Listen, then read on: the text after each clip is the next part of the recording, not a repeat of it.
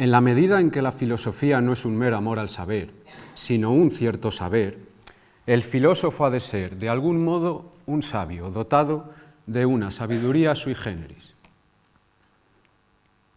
Desde este punto de vista, podría confundirse con un majadero todo aquel que se llame a sí mismo filósofo, aunque pretenda justificar su majadería apelando a la respuesta etimológica. Porque filósofo, como sabio, es decir, no solo profesor de filosofía, es una denominación que solo puede recibirse como aplicada por los demás. Si, a tenor de lo que nos dice Gustavo Bueno en este fragmento de qué es la filosofía, uno no puede arrogarse para sí el título, el honor, la condición o el atributo de filósofo, sino que es algo que ha de venir recibido de los demás.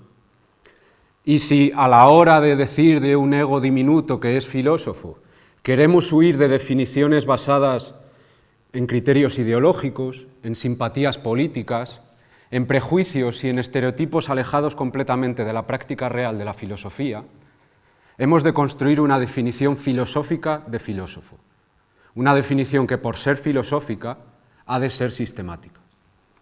Así las cosas, el objetivo de mi comunicación es clasificar los componentes básicos de la definición de filósofo del materialismo filosófico. Una definición que el propio Gustavo Bueno representó en su extensa bibliografía y ejerció en su largo magisterio en la universidad y en la escuela, y de ahí el rótulo de la comunicación. A quienes hayan escuchado la lección que impartí en la Escuela de Filosofía de Oviedo el curso pasado, muchas de las cosas que diga hoy les sonarán, porque en realidad esta comunicación es una síntesis de las principales cuestiones que expuse entonces, incluyendo pues, nuevas lecturas y desde luego los comentarios y las objeciones que se me plantearon. Para la satisfacción de este objetivo, la clasificación de los componentes básicos de la definición de filósofo, del materialismo filosófico, he construido una tabla que he diseñado basándome en dos criterios. Uno es los ejes del espacio noseológico, que nos van a servir para clasificar, para agrupar tres grupos de componentes, sintácticos, semánticos, pragmáticos. Y el otro criterio es la tabla de autoconcepciones de la filosofía que Gustavo Bueno expone en las páginas 134 y 135 del papel de la filosofía en el conjunto del saber. Muchos de los trámites de la cabecera de filas van a formar parte o van a ser reinterpretados como componentes de mi tabla, de nuestra tabla. Esta tabla queda del siguiente modo. Bueno, excuso decir, estoy hablando de una tabla. Ven ustedes que hay dos tablas. Arriba, en la parte superior, están los componentes sintácticos y semánticos y abajo están los componentes pragmáticos. Esto tiene una explicación muy rápida y muy sencilla. En mis últimas investigaciones, a mí lo que me viene interesando especialmente son los componentes pragmáticos, lo que tiene que ver con la praxis filosófica, con el oficio filosófico. Sin embargo, dada la inseparabilidad de los tres ejes del espacio noseológico, para llegar a los componentes pragmáticos hemos de pasar necesariamente por los componentes sintácticos y semánticos. Bien, voy a explicar muy brevemente cuáles son estos componentes. Componentes sintácticos, los instrumentos. De los instrumentos que están presentes en el taller filosófico nos habla Gustavo Bueno especialmente en el papel de la filosofía en el conjunto del saber. Del método filosófico nos habla y lo aplica en ensayos materialistas. Los componentes del eje semántico, material recurrente, dominio filosófico y estructura del problema filosófico, están tomados directamente de aquí. Son trámites a cubrir de esta tabla. Y luego vamos con los componentes pragmáticos. Dialogismos. Los dialogismos, o por dialogismos vamos a interpretar aquellas confrontaciones críticas que el filósofo ha de mantener necesariamente, si es que de veras quiere ser filósofo, o podemos decir de ese ego diminuto que es filósofo, por mor del imperativo dialéctico de la filosofía. Pensar es pensar contra alguien. No sabemos qué piensa un autor si no sabemos contra quién está pensando. Por consiguiente, no podemos decir de un pensamiento que es filosófico si no podemos identificar aquellas confrontaciones críticas que mantiene y desde las que se construye con otras formas de pensamiento filosóficas y no filosóficas. Luego tenemos los autologismos. Por autologismos entenderé aquellas actividades que el filósofo realiza, al menos en su momento de génesis, en solitario. Y esto es importante, porque una cosa es decir, como creo que podemos admitir, que existen autologismos filosóficos, y otra cosa muy diferente y que negamos rotundamente es que la filosofía sea una actividad autológica. Los autologismos lo son, es decir, el filósofo está en la soledad de su fuero interno, a la manera de Descartes en el famoso episodio de la estufa, para prepararse para lo que realmente es el término ad quem de estos autologismos, que son los dialogismos, las confrontaciones críticas. La reflexión interna es un ejercicio propedéutico para la confrontación dialéctica, para la dialéctica. Bien, luego vamos con el de las normas, el componente de las normas. Si algo se puede destacar de esta comunicación, y desde luego no puedo ser yo quien diga esto, han de ser ustedes quien lo juzguen, a mi juicio está en esto, en las normas. De un lado, en la defensa de una tesis que yo creo que todos ustedes estarán de acuerdo conmigo. La filosofía, entendiendo por filosofía, filosofía académica, y entendiendo por tal una institución, es una actividad sujeta a normas, normada, normativizada, normalizada, completamente alejada, por lo tanto, del libre pensamiento del intelectual. Y esta es una condición sine qua non no podemos ir más allá. Y quizás, como decía, el acierto o lo que se pueda destacar de mi comunicación está en la clasificación de los tres tipos de normas con arreglo a los tres ejes del espacio noseológico. Normas sintácticas, normas semánticas y normas pragmáticas. Excuso decir, las normas forman parte del eje pragmático, por lo tanto todas las normas serían pragmáticas. Cuando hablo de normas pragmáticas, stricto sensu, me estoy refiriendo a aquellas que tienen que ver más directamente con el oficio filosófico, con el hacer, con el filosofar, por decirlo vulgarmente y en una sola palabra, y por tanto que tienen que ver con la práctica dialógica de la filosofía. Las normas nos van a servir para dos cosas, y aquí sugiero especial atención, por lo que diré al final, si me da tiempo. Por un lado, nos van a permitir para identificar quién es filósofo y quién no, y para además poder demostrarlo, dar argumentos, dar razones. Y por otro lado, nos van a permitir identificar, dado que la tabla se está haciendo desde dentro del sistema del materialismo filosófico, nos van a permitir, digo, identificar quién está en el entorno de la escuela y quién está en el entorno. Quién está en el entorno en tanto en cuanto se compromete al ejercicio de estas normas y quién no adquiriendo, no dando muestras de ese compromiso, está en el entorno. Luego tenemos el componente de los oficios próximos, que también está tomado directamente de aquí. Oficios próximos son aquellos que, por compartir algún componente con el oficio filosófico, se parece a este. Y, como contrapartida, tenemos los oficios lejanos, que son aquellos que, por entrar en contradicción con el oficio filosófico en alguno de sus componentes, aun cuando frecuente o vulgarmente se confunden con el oficio filosófico, no se parecen en nada a este, están a años luz. Como por ejemplo, ya verán ustedes que dentro de los oficios lejanos vamos a poner el del intelectual, como ya acabo de sugerir. Bien, pues ahora, explicado esto, lo que nos queda, que no es poco, es completar la tabla. Dado que, a mi juicio, la definición del filósofo es un desarrollo de la definición de filosofía, del materialismo filosófico, para poder colegir, o para poder colegir los distintos componentes de esta tabla, o para poder completar esta tabla, hemos de partir de una reexposición de la definición de filosofía del materialismo filosófico. Y esto es lo que vamos a hacer.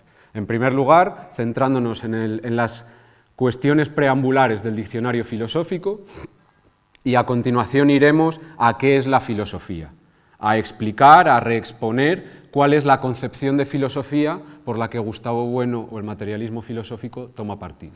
Y luego aquellos componentes sintácticos, sobre todo, que nos queden por completar, pues iremos a las obras en las que Bueno nos habla de ellos. Pues vamos a estas entradas relativas a las cuestiones preambulares del diccionario. En estas he encontrado 3 definiciones, diferentes pero complementarias, dadas a distinta escala, de la filosofía. Y veremos que de ellas vamos a deducir el material recurrente y el dominio filosófico. Primera definición de filosofía. La filosofía como saber acerca del presente y desde el presente. Un saber que se propone la comprensión de la realidad. Aquí damos con el material recurrente del oficio filosófico, que es la realidad, el presente en marcha, M sub I, el mundus aspectabilis. Material recurrente que ahora vamos a matizar, con la segunda definición. La filosofía como saber de segundo grado que presupone otros saberes previos. Ese material recurrente del que se ocupa o que se propone cartografiar la filosofía está desbrozado, está siendo roturado, está siendo transformado por los distintos saberes de primer grado. Por consiguiente, la manera como el filósofo tratará de alcanzar, satisfacer ese objetivo de comprensión de la realidad será a través de los saberes de primer grado. Lo que nos va a permitir colegir un autologismo, que es el de obtener conocimientos de primer grado. Un filósofo, para serlo, ha de demostrar que está al tanto del estado de desarrollo de los saberes de primer grado. Y esto en un momento veremos que se convierte no solo en una actividad, sino en una norma, en un imperativo. Vamos con la tercera definición que nos va a dar el dominio filosófico. La filosofía es una disciplina constituida para el tratamiento de las ideas y de las conexiones sistemáticas entre ellas, sabiendo, como todos ustedes saben, que las ideas brotan de la confluencia y confrontación de conceptos conformados en el terreno de las categorías o de las tecnologías. Es decir, matizamos de nuevo, la manera como el oficio filosófico emprende el objetivo de la comprensión del presente, cuanto que su material recurrente, es a través de las ideas, mediante la sistematización de las ideas, hacia la comprensión de la realidad por la cartografía de las ideas o por la geometría de las ideas. Aquí ya tenemos como la tabla poco a poco se va completando. He incluido como oficio lejano el del científico natural, natural entre paréntesis, me explico. Por científico natural vamos a entender aquellos que trabajan directa, operatoria o técnicamente sobre la realidad. Pongamos el biólogo, el físico, el químico. Explico esto porque luego vamos a ver que hay ciertos tipos de científico que son oficios próximos al oficio filosófico, aquellos que trabajan en el ámbito de lo que se llaman las ciencias formales. Aquí estamos en el ámbito de las ciencias naturales. ¿Por qué? Porque lo que diferencia a un oficio de otro es que la manera como el filósofo se asoma a la realidad es a través de los saberes de primer grado o mediante la geometría de las ideas, y no de una manera directa, técnica, operatoria. Bien, para completar los componentes semánticos, nos queda hablar de la estructura del problema filosófico. Esto me parece que es muy interesante. Gustavo Bueno habla sobre la estructura del problema filosófico a colación de un asunto inveterado en la tradición filosófica, tan viejo como la propia filosofía, que es el asunto, la cuestión de cuál es el principio ontogénico de la filosofía. Es decir, ¿qué es lo que mueve al filósofo a filosofar? ¿Por qué el filósofo se pone a filosofar? Y aquí yo he clasificado 2 tradiciones. La tradición aristotélica, que sigue con Heidegger y sigue con nuestro Ortega y Gasset, de acuerdo con la cual ese principio ontogénico es una disposición psicológica, el asombro ante lo que hay. Y luego la tradición platónica, que es por la que Gustavo Bueno toma partido, y que transforma la disposición psicológica en una disposición de tipo noetológico. Ya no es el asombro ante lo que hay, sino el asombro ante las contradicciones. No recuerdo exactamente dónde es, hay un texto en el que Gustavo Bueno irónicamente dice que el asombro ante lo que hay también lo experimenta el gatito, y no por ello le llamamos filósofo. No es específicamente filosófico, lo que es específicamente filosófico es el asombro ante las contradicciones, y son estas contradicciones la estructura del problema filosófico. Dice en el papel de la filosofía en el conjunto del saber: Un problema filosófico aparece en el momento en que, en el análisis de un objeto, encontramos no solo los elementos que lo componen dentro de una categoría, sino elementos que lo destruyen, es decir, elementos que destruyen la propia conciencia racional. Esta se declara insolidaria con semejantes situaciones, pese a que están dadas a la conciencia y por tanto la constituyen. Y como decía, he creído ver en Platón el iniciador de esta tradición noetológica, vamos a decirlo así. Concretamente en un fragmento del Parménides, en el que el joven Sócrates se dirige así a Zenón. Pero si, como decía antes, se comenzase por separar las ideas en sí mismas, por ejemplo, la semejanza de la desemejanza, la unidad y la multiplicidad, el reposo y el movimiento, y lo mismo todas las demás, si se probase enseguida que pueden indistintamente mezclarse y separarse, he aquí, mi querido Zenón, lo que me llenaría de asombro. Tú has razonado con valor, te lo confieso, pero lo que me admiraría mucho más, repito, sería que se me hiciese ver la misma contradicción implicada en las ideas mismas, y que lo que ya has practicado con las cosas visibles, lo extendieses a las que solo son accesibles al pensamiento. Aquí Platón nos está hablando de dos de las tres formas en las que pueden aparecer las contradicciones como estructura del problema o de los problemas filosóficos. Nos ha hablado de las contradicciones entre las cosas visibles, es decir, de las contradicciones entre morfologías o categorías de donde brotan las ideas. Nos ha hablado también de las contradicciones entre las ideas mismas, entre la idea de unidad y multiplicidad, ser y no ser, etc. Y hay un tercer tipo del que Gustavo Bueno habla en el papel de la filosofía en el conjunto del saber, y que es muy interesante y que merece la pena que nos detengamos un momento. Hacia la página 234. Me refiero a la contradicción entre las ideas de la tradición, de las que el filósofo bebe necesariamente para la comprensión del presente, y el propio estado de desarrollo del presente en marcha. Una contradicción entre el pasado y el presente, en la que la propia conciencia filosófica está enganchada. De manera que la contradicción es consustancial a la conciencia filosófica. Dice así: los grandes filósofos son aquellos que han vivido con mayor intensidad los desajustes de las ideas con las cuales estaban familiarizados y las nuevas situaciones que las ciencias o las experiencias iban planteando. Este tercer tipo nos está hablando de este tercer tipo de contradicciones. Ya tenemos el grupo de los componentes semánticos, ahora vamos a dar un paso más en nuestra comunicación y nos vamos al texto del 95, que es la filosofía. Y vamos a ver qué componentes pragmáticos podemos sacar en claro de aquí. No voy a hacer una reexposición completa de esto porque es algo que todos ustedes conocen. ¿En qué es la filosofía? Clasifica 4 concepciones de filosofía. 2 exentas, dogmática e histórica, y 2 inmersas, crítica y adjetiva, y toma partido por la filosofía crítica. Lo que voy a hacer a continuación es explicar o casi mencionar, porque no voy a tener tiempo si no, cuáles son las principales características de la filosofía crítica, tal y como la explica Gustavo Bueno en este texto, y ver qué podemos ir sacando en claro de ahí.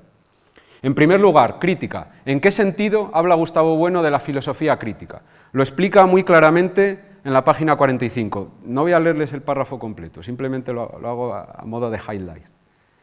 No es la crítica sustancialista de Kant, no es la crítica pantonómica de Descartes, sino que es la crítica a la Feijóo. Es una crítica que se basa o que parte o que procede no de la duda universal, sino de un conjunto determinado de evidencias de naturaleza científico-positiva y un conjunto indeterminado de evidencias de naturaleza moral y ética. ¿Qué es lo que podemos sacar de aquí? Que ese autologismo de los conocimientos de primer grado se nos resuelve ahora como una norma, como un imperativo, lo que vamos a llamar el imperativo de primer grado.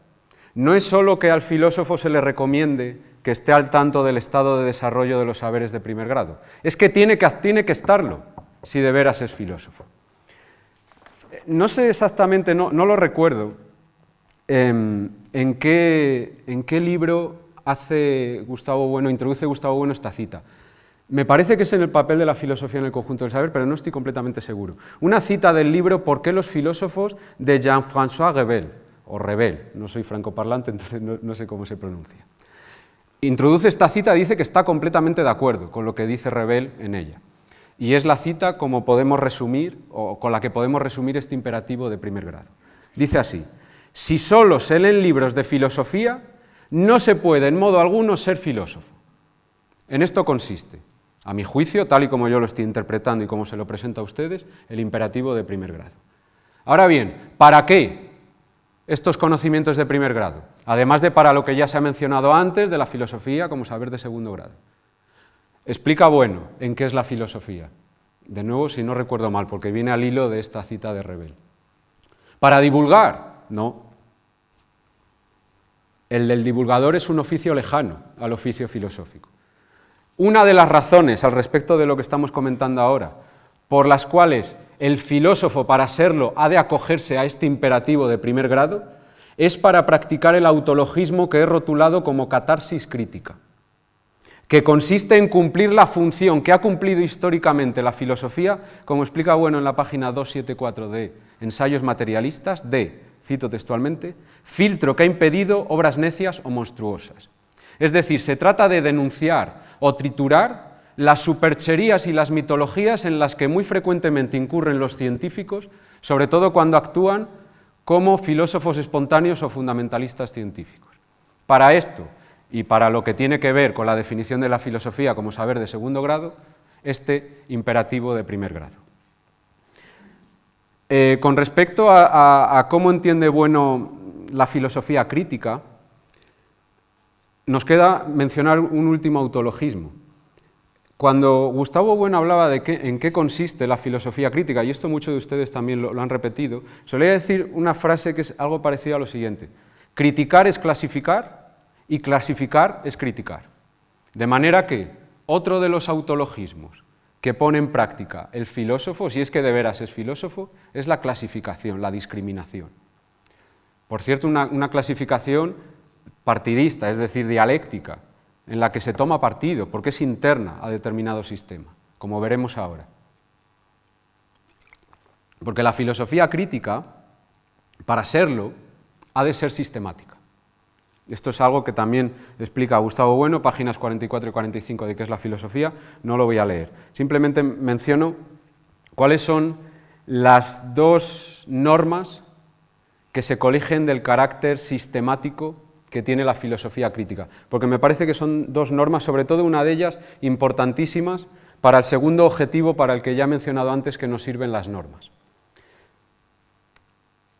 El imperativo de sistematicidad, estas dos normas las comenté ya en su momento en Oviedo. El imperativo de sistematicidad lo que vendría a decir es que un filósofo, para serlo, si de veras lo es, ha de comprometerse al desarrollo y o al levantamiento de un determinado sistema filosófico, porque no hay filosofía allende de un sistema.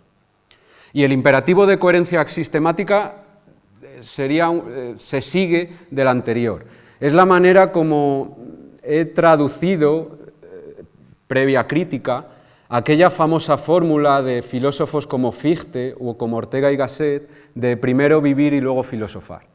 Una vez que negamos la inseparabilidad entre la vida y la filosofía, incluso una vez que negamos que haya vidas que no se vivan filosóficamente, al menos en el ámbito de la filosofía mundana, lo que tenemos que hacer es transformar esta famosa fórmula. Y la transformamos de este modo, con el imperativo de coherencia sistemática. El imperativo de coherencia sistemática lo que dice es que vivir filosóficamente, ahora desde el ámbito de la filosofía académica, significa vivir en coherencia con las bases ontológicas y noseológicas del sistema con el que se compromete el filósofo. Por poner un ejemplo, ayer se ha hablado del ateísmo esencial católico, esto al respecto de lo que voy a comentar no nos interesa, del ateísmo esencial, que es una de las bases de la filosofía de la religión, del materialismo filosófico. Partiendo de esta base, si uno se dice defensor, es decir, si se compromete con el sistema del materialismo filosófico, es una actitud antifilosófica incoherente con las bases ontológicas y nosiológicas de este sistema, que todas las noches antes de acostarse rece un Padre Nuestro y además crea a pies juntillas que está en comunicación directa con Dios Padre. O una cosa o la otra, pero las dos cosas al mismo tiempo, a mi juicio, de acuerdo con este imperativo que les propongo, es una incoherencia, una actitud antifilosófica. La filosofía crítica, vamos un poco más adelante, es crítica, es sistemática y es dialéctica. De hecho, por ser sistemática ha de ser dialéctica, ha de tomar partido, un partido dialéctico y no dogmático. ¿Qué es lo que podemos sacar en claro de aquí para nuestra tabla? Una norma más, que es una norma que también me parece que tiene mucha importancia, que es la norma del compromiso dialéctico. El filósofo, el compromiso dialéctico se puede interpretar de dos maneras distintas. De momento vamos a interpretarlo poniéndolo en correspondencia o uniéndolo, conjugándolo con el imperativo de sistematicidad. El filósofo, para serlo, no solo se compromete al levantamiento o al desarrollo de un sistema filosófico, sino que sobre todo se compromete a la defensa apagógica de este sistema contra otros sistemas.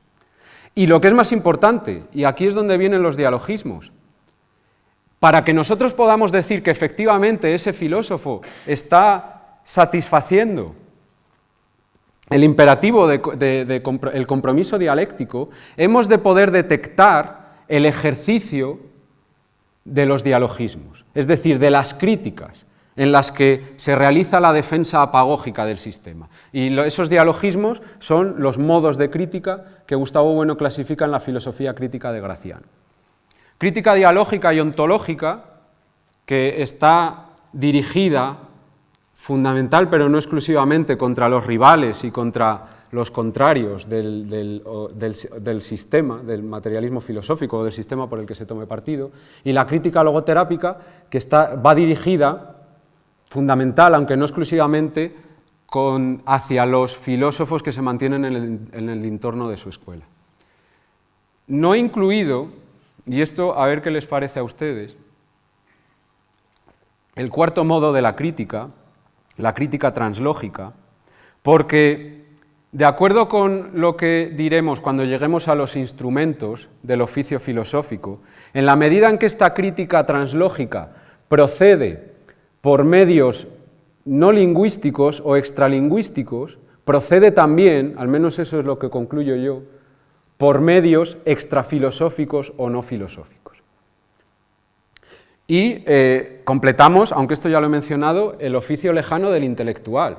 Si ustedes recuerdan, yo hablé del compromiso dialéctico en el curso de verano de Santo Domingo de la Calzada, a colación de Gonzalo Puente Ojea. Y una de las tesis que expuse entonces es que Gonzalo Puente Ojea no puede ser un filósofo, sino que es más bien un intelectual, entre otras cosas porque no podemos registrar el ejercicio del compromiso dialéctico. Voy a intentar decirlo de otra manera, distinta a la que expuse entonces.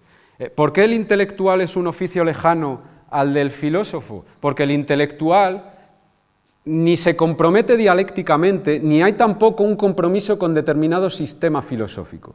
El compromiso que adquiere el intelectual, más que con un sistema, es con su público. Y las críticas que haga el intelectual, que a ver las haylas, no tienen tanto que ver con la defensa dialéctica de un sistema, sino con las preferencias y las tendencias del público al que se dirige y del que depende su supervivencia económica. Por eso la crítica del intelectual no puede ser dialéctica, sino que tiene un carácter más bien ecléctico. Bien, nos queda un último comentario a la filosofía crítica. La filosofía crítica, según explica Gustavo Bueno, es crítica de las dos filosofías exentas, de la filosofía dogmática y de la filosofía histórica. Vamos a ver qué componentes podemos decantar de la crítica, de la filosofía crítica, a estas dos filosofías exentas. Primero, a la filosofía dogmática. El componente que a mi juicio se puede deducir, colegir, decantar de la crítica, de la filosofía crítica a la filosofía dogmática, es una norma que he llamado conciencia de la implantación política, o también, para no liarnos tanto, podemos hablar de un imperativo actualista. que lo que le vendría a decir al filósofo, o a lo que le insta al filósofo, es a no ver su sistema desde el caballo siempre demasiado alto de los saberes doctrinales eternos, cerrados y basados en principios axiomáticos e inmutables, intemporales, que es precisamente como Gustavo Bueno define a la filosofía dogmática en qué es la filosofía. Página 60, no voy a leer el párrafo. Ahora, ¿qué sacamos en claro de la crítica, de la filosofía crítica a la filosofía histórica?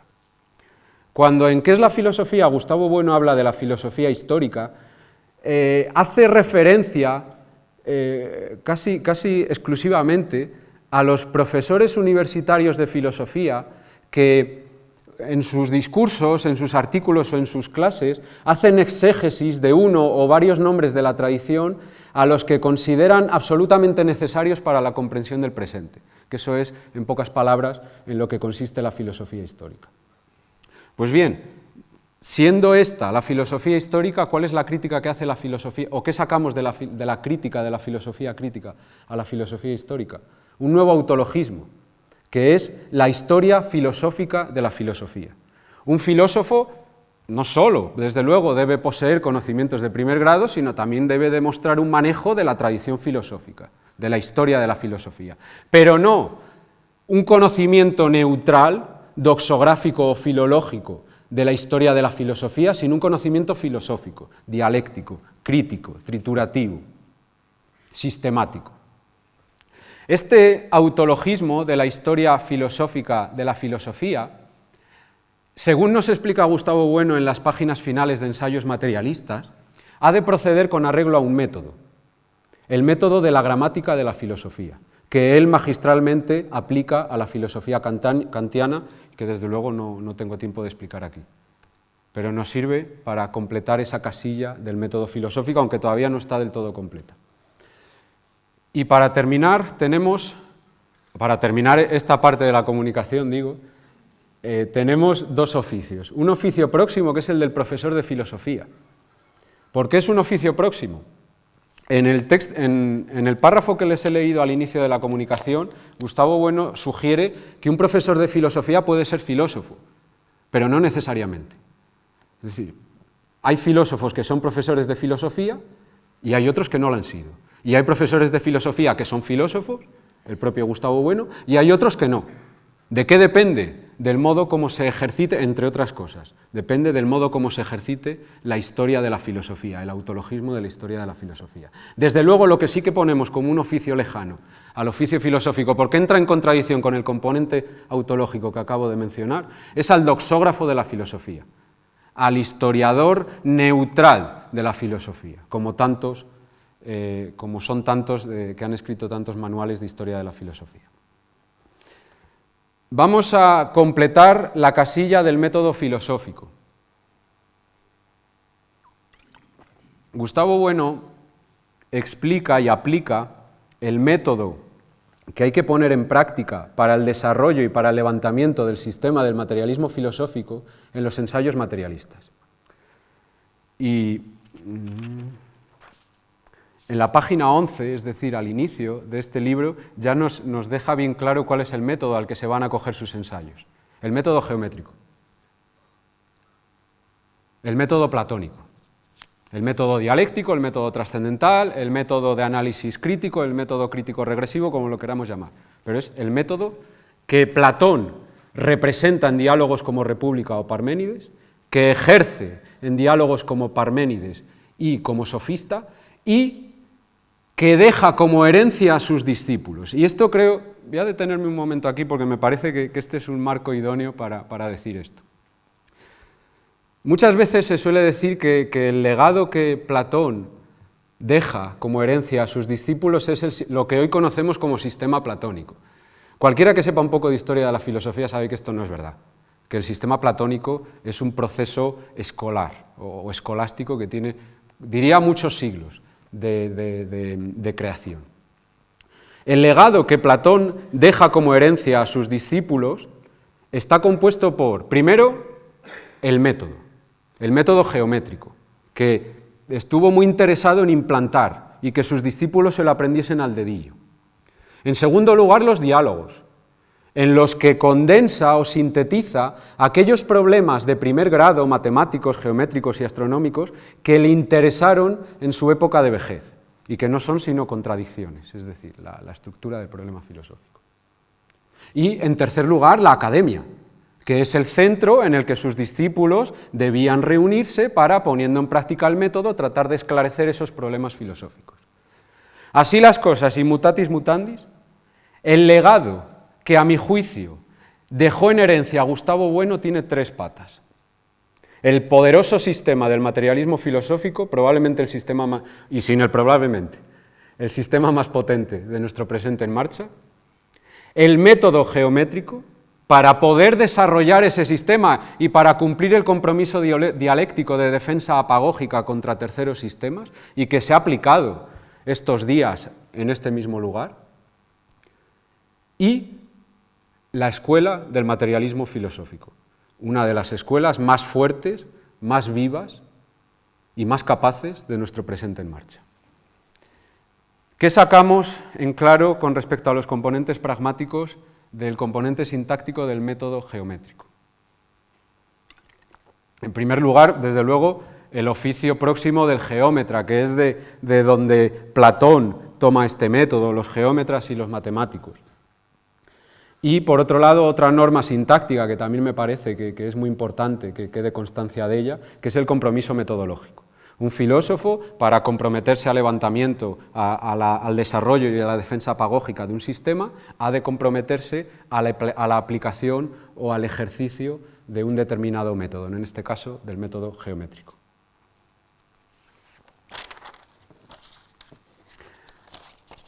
El método geométrico, el método platónico, tiene, como bien saben ustedes, dos trámites o dos momentos. El regresus, lo voy a decir en nuestros términos, de M sub i a M, aquella idea que cada sistema pone como límite de la racionalidad trascendental, y el progressus, de M a M sub i. Los dos momentos del episodio platónico de la caverna. Salir de la caverna y descender, volver a la caverna. La cuestión sobre la que quiero llamar su atención es la siguiente.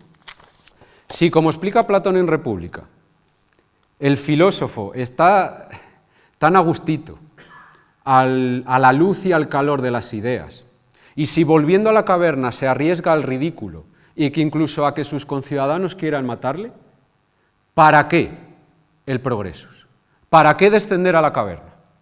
Pues bien, seguramente se puedan aducir más razones, pero la que a mí me interesa destacar ahora es para cumplir con un autologismo filosófico que yo diría, a mi juicio, y si acaso he entendido bien a Bueno, el propósito o la función práctica que tiene la filosofía, que es la reforma del entendimiento, o en los términos en los que lo dice Platón, la reconducción del alma, República, para hacerla capaz de defenderse por sí misma, Fedro. La paideia del ciudadano. Páginas 274 y 275 del papel de la filosofía en el conjunto del saber. La filosofía se nos revela así como uno de los componentes imprescindibles en la instauración de la paideia. Tal es la herencia socrática. La filosofía académica tiene, entonces, una función eminentemente pedagógica, pero en el sentido más profundo de esta palabra, razón por la que no he puesto el del pedagogo como oficio próximo al oficio filosófico y he puesto el de la partera en homenaje a Sócrates. Pero en el sentido más profundo de esta palabra, en el sentido en que la pedagogía es una parte de la política. Es imposible una educación general al margen de la disciplina filosófica. Bien, y vamos a ir ya con la última parte. Instrumentos de la práctica o del oficio filosófico. ¿Cuáles son los instrumentos que están en el taller filosófico? De esto habla Gustavo Bueno en el papel de la filosofía en el conjunto del saber. Los instrumentos mediante los cuales o a través de los cuales o con los cuales el filósofo pone en práctica su actividad, es decir, hace mover todos estos componentes, son las palabras. La filosofía es un saber con palabras. Pero atención, esto es importante, no es un saber sobre palabras. porque esto significaría incurrir en el reduccionismo neopositivista. Las palabras o las composiciones sintácticas que hacemos con ellas, me van a permitir decirlo así, tienen un correlato semántico. Nos están dirigiendo a las relaciones lógicas entre ideas, las cuales, como bien saben ustedes, son componentes terciogenéricos de la realidad. Es decir, que cuando nosotros, como hemos estado haciendo aquí durante todos estos días, trabajamos con quiasmos, señalamos la relevancia que tienen los signos exclamativos, etcétera, etcétera, lo que estamos haciendo es ordenar palabras, construir fórmulas sintácticas, pero para dar cuenta de la realidad de nuestro presente en marcha. La filosofía es un saber con palabras, pero no un saber sobre palabras. Es un saber, las palabras son el instrumento del oficio filosófico. Y hay otro instrumento también del que Gustavo Bueno habla en el papel de la filosofía en el conjunto del saber, que son los filosofemas. Los filosofemas, si yo he entendido bien, son la forma sintáctica que adquieren los problemas de la tradición, es decir, la forma sintáctica que adquieren los problemas filosóficos, cuanto que contradicciones. Cuando hablamos de las palabras y de los filosofemas como instrumentos de la práctica filosófica, también estamos sugiriendo algo que es muy interesante, que es que los sistemas filosóficos están fuertemente condicionados por las lenguas nacionales desde las que son pensados. Y esto marca una diferencia más entre el filósofo y el científico natural, o entre las academias filosóficas y las academias científicas, las escuelas científicas. ¿Por qué? Porque los científicos, o las academias científicas, no voy a encontrar en qué lugar es, en qué es la filosofía, página 13, es donde explica Bueno esto. Las escuelas científicas pueden instituirse como tribunales internacionales porque los científicos utilizan un lenguaje universal o simbólico. En cambio, las escuelas filosóficas, los sistemas que se levantan desde estas escuelas filosóficas están limitados por la lengua nacional desde las que son pensados y por tanto no se pueden instituir como tribunales internacionales y por tanto ese principio dialéctico de la filosofía. La filosofía es dialéctica y la actividad filosófica consiste en una dialéctica constante entre sistemas y escuelas. Para ir terminando, ¿qué es lo que podemos sacar en claro de estos instrumentos? ¿Qué componentes pragmáticos sacamos de aquí? En primer lugar, un compromiso que a mí me parece que este es un compromiso, una norma, un imperativo que a día de hoy, teniendo en cuenta las turbulencias centradas y descentradas que acontecen en el entorno de la escuela, es interesante que se ponga sobre la mesa y que se explique, que es el compromiso terminológico.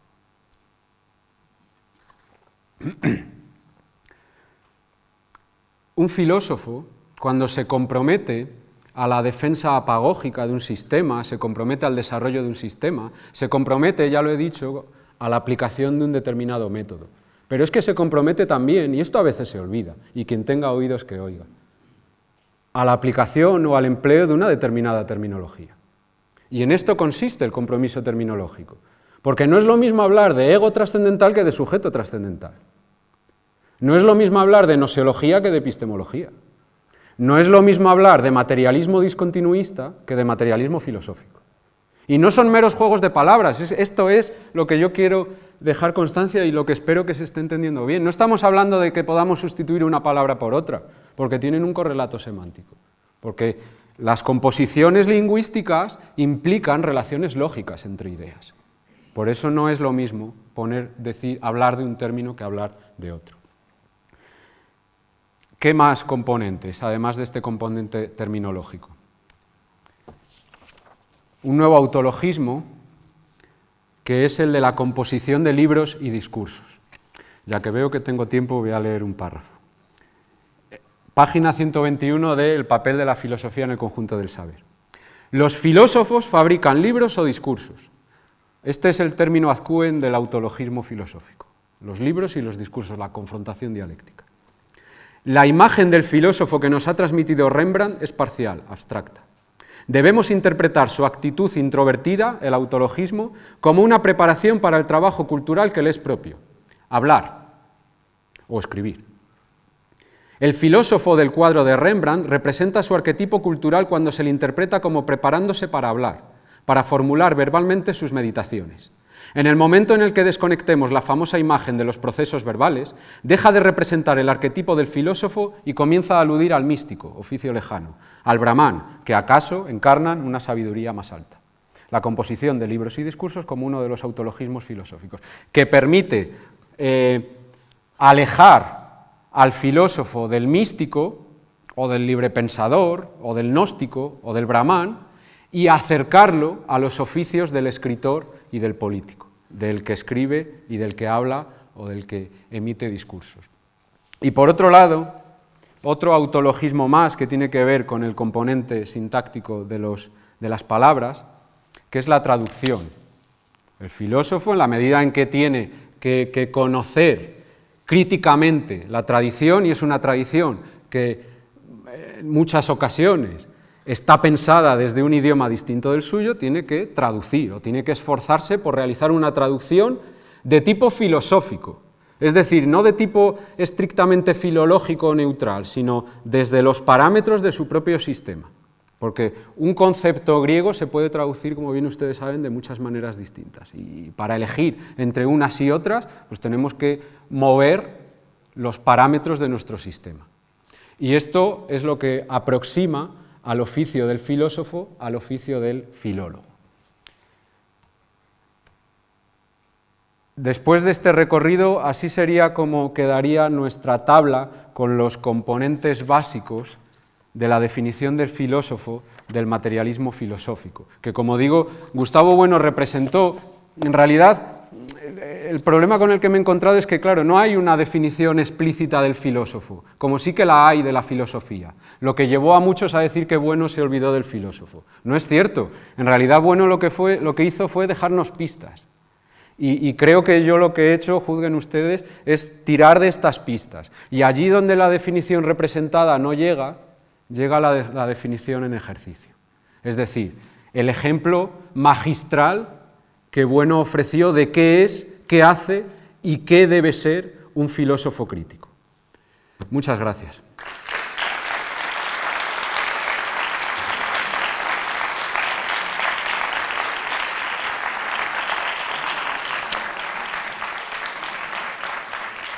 Sí. Pues nada, me he querido adelantar porque como el tiempo corre, no vaya a ser que luego no pudiera, ¿no? Pues vamos a ver, Eduardo, lo primero que tengo que decir, vamos, que desde ya seguimos tus intervenciones y desde mi óptica pues podríamos decir que bueno, que vas progresando adecuadamente, pero de forma total, o sea que enhorabuena, estas aplicaciones que haces son extraordinarias y ánimo a seguir, a mi juicio, porque bueno, porque puedes llegar, pues yo qué sé, esta es la primera, el primer comentario. Y ahora, una vez dicho esto, pues entro en una temática, dos temáticas. A propósito de los tipos de crítica, porque has desechado una de alguna manera y es donde quiero yo entrar, y otro a propósito de la gramática filosófica, esa referencia que has hecho, como termina don Gustavo, los ensayos materialistas. Vamos a ver, en primer lugar, la crítica translógica tampoco puedes desecharla totalmente. Tenemos un texto monumental que es Dios salve la razón, donde don Gustavo no tiene ningún inconveniente en recurrir a la crítica translógica para corregir precisamente supersticiones. Y eso es la Inquisición, la hoguera. Esa es una crítica translógica 100%, ¿no? Hoy día no podríamos usar hoguera, pero simbólicamente, claro que sí, claro que sí. Es decir, que hay textos, hay obras de cualquier tipo de obras de arte, pues que hay que meter la piqueta o la hoguera. Sencillamente, vamos, no tienen que ser considerada esta tontería de es que es una manera de... No, hay cosas que realmente pues son tiene que pasar, por así decirlo, por la crítica translógica, a mi juicio. Esto yo me estoy aquí arriesgando de alguna manera. Y de esta manera contesto a nuestro queridísimo amigo venezolano que me estaba haciendo algunas indicaciones que yo he entendido perfectamente para de alguna manera comentarle lo siguiente, que los inquisidores no eran ateos esenciales y sin embargo pues practicaban pues eso, la terapia o la crítica translógica, vamos a ver, y solo desde el materialismo filosófico que incorpora el ateísmo esencial podemos entender todo eso, podemos entenderlo, es decir, que nosotros lo podemos entender, pero los que han ejercitado la crítica translógica no tenían por qué ser ateos esenciales, no tienen por qué, en absoluto, a ver si lo entendemos. Y también, desde el materialismo filosófico y desde el ateísmo esencial más profundo, podemos distinguir claramente, a propósito, porque nuestro querido amigo, ¿verdad?, pues lo dijo a propósito de una contradicción fragante que es ser materialista filosófico y decir que se es ateo esencial y luego rezar el Padre Nuestro, ¿no? Normalmente el que es ateo esencial no reza el Padre Nuestro, sencillamente, vamos. Esto, en primer lugar, me parece a mí, ¿verdad? Y si lo hace, por supuesto, pues deja de ser, por modus tollens, deja de ser, pues, ateo esencial. Pero también podemos decir desde el materialismo filosófico, porque disponemos de una filosofía de la religión potentísima, que no es lo mismo rezar un Padre Nuestro que un Ave María, por ejemplo, porque la primera persona de la Santísima Trinidad es un numen infinito, por tanto, equívoco, pero María Santísima es un numen, análogo, porque es una persona, y don Gustavo distingue claramente este asunto, Naturalmente, los que somos ateos esenciales no rezamos ni Padre Nuestro ni Ave María, pero comprendemos todas estas cosas y estos comentarios de alguna manera. Bueno, esta es la primera cuestión que yo quería, a lo largo de la exposición de nuestro querido amigo Eduardo, pues quería decir, ¿no?, que no hay por qué desechar ninguno de los cuatro tipos de crítica. El cuarto es la guerra, o sea que fíjate, pues hay que declarar guerra, pues también de forma simbólica. Hay que usar la hoguera, pues también de forma simbólica. Esto es así. Y bueno, y luego, por supuesto, la crítica logoterápica.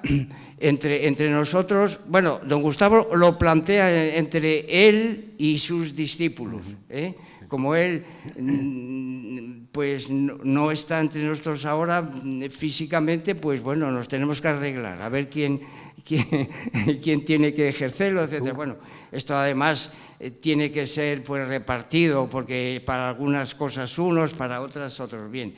Y desde luego la crítica dialógica continuamente, pero hay que tener también en cuenta pues que algunas llamadas críticas dialógicas no lo son, porque no se respetan muchas de las cosas que has apuntado tú aquí brillantemente. Bueno, y entro en el segundo asunto que acaso tenga mucha importancia, no solo para la filosofía, sino para otros saberes de los que tú has hablado aquí, afines además, ¿verdad? Como son las actividades artísticas. Entonces, vamos a ver, don Gustavo habla de una gramática, pero claro, supongo que estarás completamente de acuerdo conmigo. Como no lo has matizado, pues te pido que unos minutos para que tú lo hagas, ¿verdad?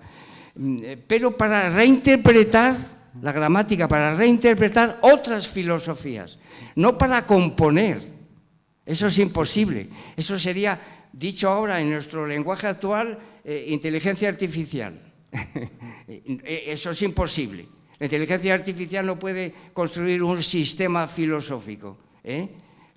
Tú le metes lo que quieras y te puede hacer combinaciones. más rápidamente que las que puedas hacer tú, pero no tiene, por así decirlo, pensamiento divergente. Esto lo analiza muy bien Marié, Lavandera, y estoy completamente de acuerdo con ello, ¿verdad? Sin embargo, en la música sí que caben recetas autogóricas. Estoy recordando ahora, porque me ha venido, para que veamos la diferencia entre la filosofía y el arte, me ha venido ahora a la memoria pues una composición de Bach para indicar cómo se tiene que componer una fuga. Y da un resultado impresionante, porque ha habido muchos músicos que han cogido esa técnica y han compuesto fugas estupendas. Sin embargo, esto no vale para la filosofía. ¿Por qué será? Claro, porque no es lo mismo los sonidos que las ideas. Esta es una cuestión impepinable, ¿verdad? Son oficios pues cercanos, ¿verdad?, pero que tienen esta enorme diferencia. Nada, por un lado, repito, enhorabuena que tú replantees desde tu óptica este asunto de los cuatro tipos de críticas, y este asunto de la gramática para reinterpretar, pero no para componer. Nada más. Gracias. No, a ti.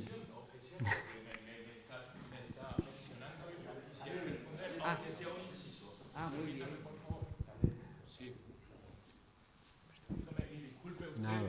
porque su presentación ha sido magnífica y también demuestra el control de la dogmática de la teoría que propone la Fundación, y eso es respetable. Ahora, con relación a la objeción que le planteaba, ¿sí?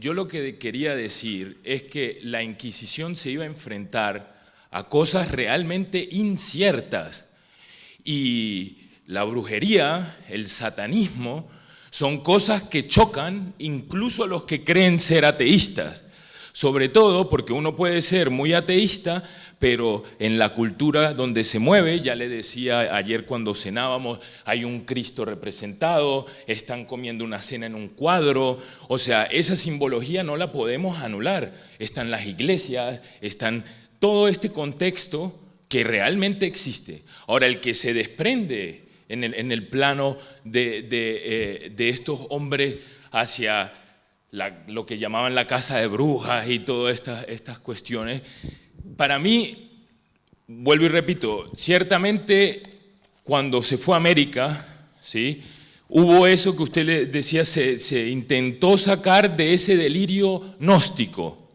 pero se implantó un delirio teísta, y ahí hay que tener cuidado, ¿sí?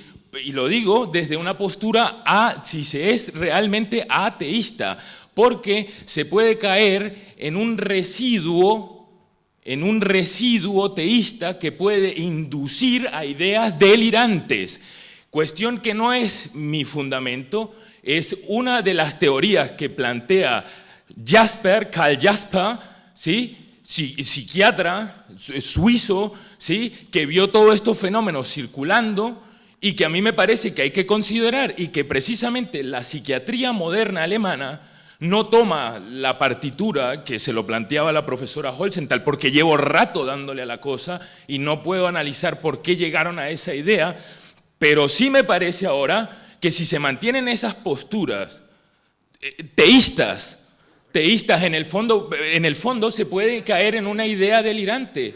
¿Quién las mantiene? Bueno, pero usted está diciendo, por lo menos usted está diciendo ahorita, que los conquistadores no podían ser ateístas esenciales. Eso lo dijo usted ahora. No pueden ser ateos esenciales, claro que no. ¿Cómo van a poder ser, hombre? Esto es así. Pero ¿cómo les vas a pedir tú a los inquisidores, a los evangelizadores que fueran ateos esenciales, cuando el ateísmo esencial es un componente del materialismo filosófico del siglo XXI? ¿No te das cuenta?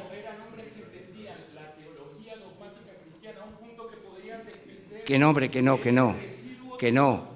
ya te lo he comentado, y si no quieres verlo, pues eso ya es otra cosa.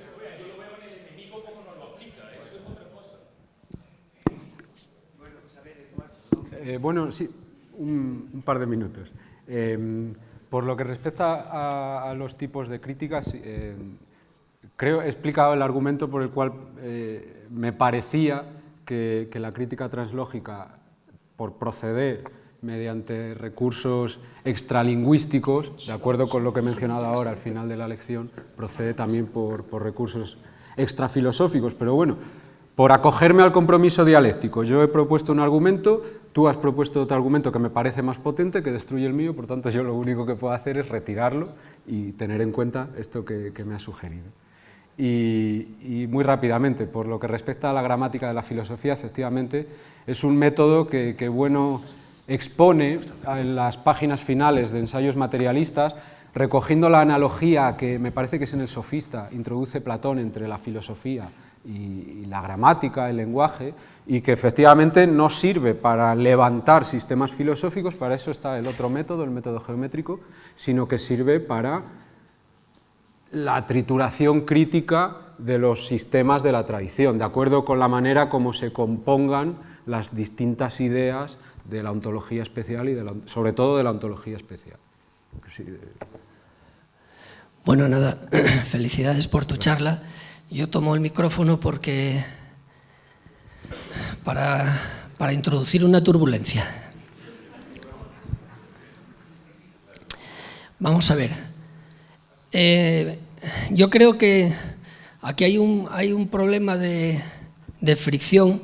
Seguramente Tomás no va a estar de acuerdo, pero bueno, eso ya lo discutimos en cuanto yo acabe de... hay un problema de fricción, de que chirría algo, me da la impresión.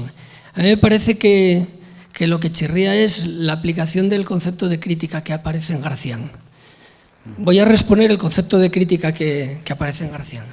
Gustavo Bueno dice que para analizar la idea de crítica hay que tener en cuenta los componentes a partir de los cuales se hace la crítica. Y que esos componentes son de dos tipos, los componentes a quo y los componentes ad quem, es decir, los componentes de los que se parte y los componentes a los que se va. Y que esos componentes pueden ser de dos tipos. Los componentes a quo pueden ser palabras, o palabras habladas o escritas, o pueden ser cosas, herramientas, instrumentos, etc. Y los componentes ad que también pueden ser palabras, habladas o escritas, o cosas. De tal manera, cosas, pues por ejemplo una silla. Yo tiro una silla a la cabeza a alguien y estoy utilizando un componente crítico. Y si le rompo la cabeza, pues también ese componente crítico, y eso es así. Se ve muy bien, por ejemplo, en el Quijote, cuando en el escrutinio de los libros el obispo y el barbero le queman los libros en el patio, pues entonces están utilizando el fuego, cosa, para quemar palabras. Y así sucesivamente. Esos son los componentes. Cuando los componentes son de palabras a palabras, o escritas u orales, la crítica es dialógica. Cuando los componentes son de palabras a personas, o incluso animales, la crítica es logoterápica. Cuando los componentes son de cosas a escritos, la crítica es translógica. Por ejemplo, pegarle fuego a los libros, como hacían los nazis. Y con ser nazis, la crítica sigue siendo crítica y translógica. No se puede decir que no eran críticos, eran críticos.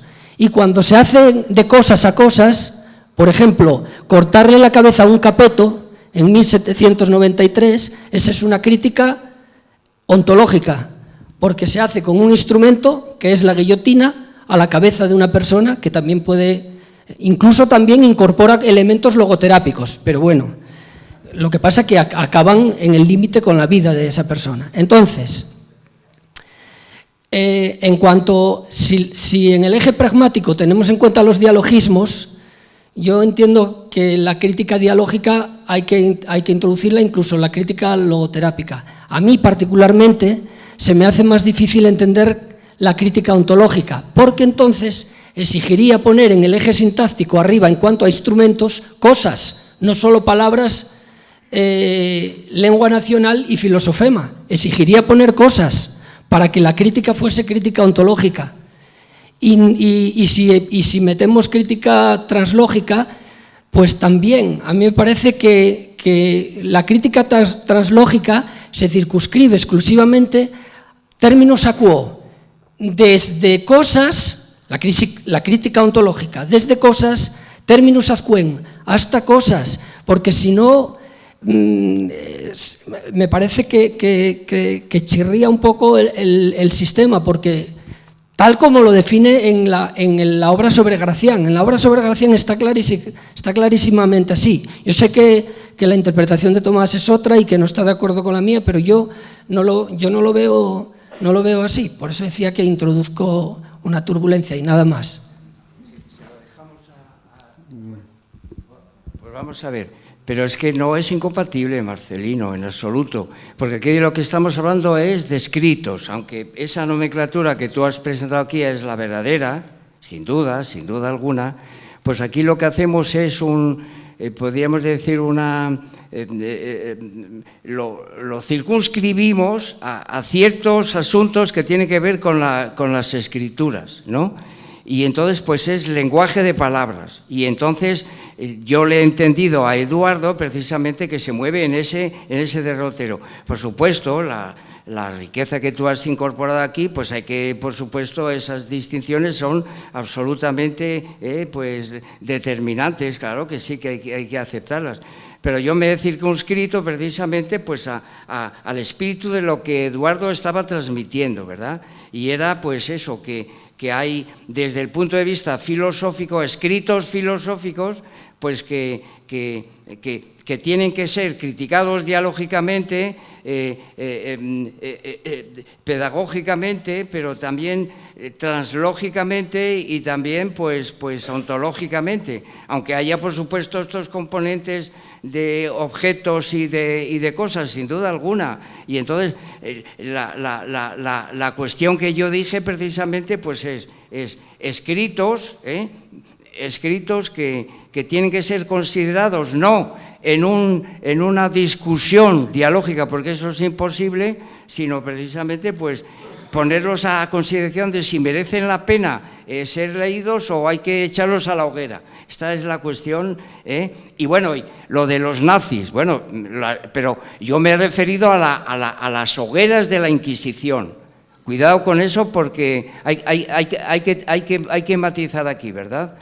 De hecho, si yo he usado la palabra hoguera, no me estaba refiriendo a esa crítica nazi, sino a lo que hizo, naturalmente, pues la Inquisición española.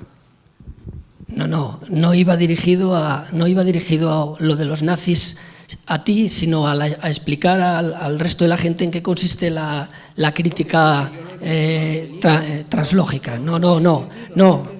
Pero yo, hombre, por supuesto, Tomás, yo sé que tú lo entiendes, pero yo iba dirigido a explicar a la gente que en qué sentido hablábamos de crítica translógica, y he puesto el de los nazis porque me pareció como el más claro para... El más claro es el de la Inquisición. Sí, qué bien, que sí, y estoy de acuerdo contigo. De herejes bueno, pues esto, de que tenían unas supersticiones que eran nefastas, eran absolutamente nocivas, y esta es la cuestión. No, pero en eso estoy de acuerdo completamente contigo. Es más, es que me parece que ni siquiera se... Quiero decir, quien quemaba era el brazo secular, sí. Pero había procesos de hogueras a personas. Los tachaba, que sí, bien. Ya, bueno, pero que la hoguera iba hacia personas, lo sé, sí. Pero bueno, se puede incluir ahí todo el proceso, personas que escribían eso, que les tachaban, pues ya está, completo. No, que quería decir que ni siquiera se puede criticar etic a la postura de los inquisidores emic, porque la brujería era algo que se constataba fenoménicamente, es decir, que ni siquiera, por eso en ese sentido estoy de acuerdo contigo, que en respuesta, es decir, los inquisidores, desde nuestra perspectiva etic, pero considerando su perspectiva emic, en aquel momento no podían ser ateos esenciales porque ni siquiera tenían el conocimiento de la ciencia de la ciencia que tenemos ahora, y la brujería, momento, luego hablas, y la brujería era algo dado por hecho. Es decir, que en ese sentido estamos situados en coordenadas EMIC, que la actuación de la Inquisición era una actuación racionalista en aquel momento. Vamos a ver, porque, y me disculpa, maestro, porque esto parece que no nos entendemos, pero yo creo que en el fondo el motivo es poder entendernos. Yo lo que quería decir, y lo voy a decir con las palabras de Miguel de Unamuno: la razón es la muerte del fascismo, y la razón sin ese residuo teológico, porque como Jasper dice, ese residuo puede formar ideas delirantes, lo que en la terminología de la psiquiatría alemana se llama Wahn. Eso es lo que he dicho y lo que he querido decir. De todas formas, la frase "la razón es la muerte del fascismo" nosotros la interpretamos como una suerte de lisologismo, porque la razón tiene que... No, pero la razón tiene que definirse morfológicamente, y entonces al definirla morfológicamente la definimos a través de las instituciones, la racionalidad de las instituciones. Las frases de tipo lisológico lo único que sirven es para sembrar confusión, sinceramente. Un racionalismo igual o más poderoso y potente, pero desde una postura ateísta que no pretende tener residuos teológicos. Eso es lo que digo. Eso es lo que propone don Gustavo con el ateísmo esencial total. Ya está, si es que es sencillamente eso. Y sin embargo, desde ese ateísmo esencial total, es capaz de hacer un análisis del papel de la Iglesia, del Dios de la Iglesia Católica en la historia. Ya está. Hemos tenido los nacionalsocialistas, pero el nacionalcatolicismo también. Entonces yo creo que ponerle connotaciones o jugar con ese residuo teológico puede ser psicopatológico, y Jasper a eso no le llama delirio como totalidad, pero sí le llama idea de delirio. Y mire que la terminología está ampliada, larga, y con referencias a otros temas de cómo ese residuo teológico puede jugar en otros campos de la existencia del ser humano que pueden conducir a su vida a una condición psiquiátrica. Pero hombre, si lo que precisamente propone don Gustavo es que en ciertos momentos la Iglesia Católica ha combatido esos delirios, hombre.